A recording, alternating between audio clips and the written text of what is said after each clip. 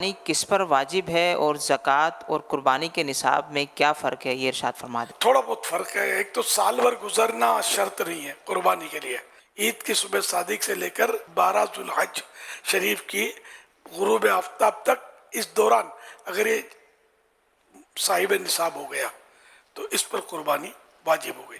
جبکہ دیگر شرائط بھی پائے جائیں. اس میں مال نامی ہونا بھی شرط نہیں ہے. بڑھنے والا مال، زکوٰۃ میں بڑھنے والا مال شرط ہوتا ہے.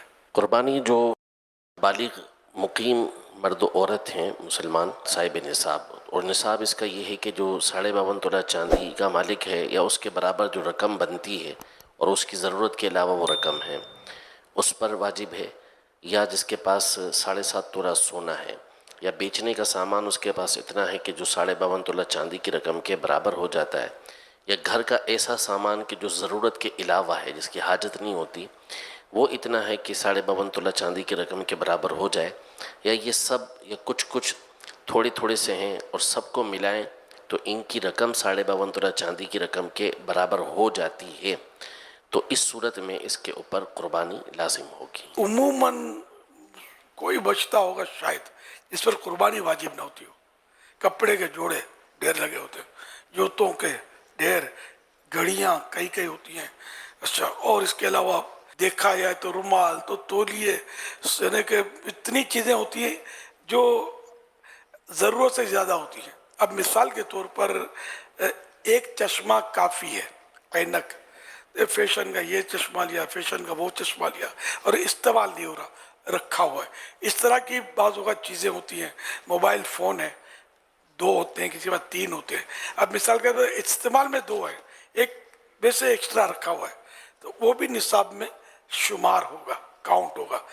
اسی طرح سائیکلیں، اسکوٹریں، کاریں. تو اب جو استعمال نہیں ہو رہی، کار ہو، سائیکل ہو یا اسکوٹر ہو یا کوئی ٹی وی کا کھوکھا رکھا ہوا ہے، استعمال نہیں ہو رہا، لیکن ہے، مطلب اس کی ویلیو ہے، یہ پھینکنے کا نہیں ہے، کام کا ہے. یہ سارے بھی، یعنی اس میں بھی یہ کاؤنٹ ہوں گے. اور اگر یہ بھی نصاب کی قدر اور کچھ رقم ہے اپنے پاس، تو وہ بھی سب مل کے 52.5 تولے چاندی کی رقم کے برابر پہنچ جائیں گے، تب بھی قربانی. جبکہ یہ ان دنوں میں جو میں نے بتایا آپ کو، عید کی صبح صادق سے لے کر 12 ذوالحج کے غروب آفتاب سے پہلے تک یہ چیزیں اس کے پاس ہیں، مالک ہے اس کا.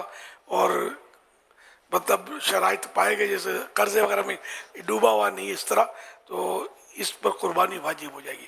تو یہ بہت سارے سمجھتے ہیں کہ ہم پر قربانی واجب نہیں ہے.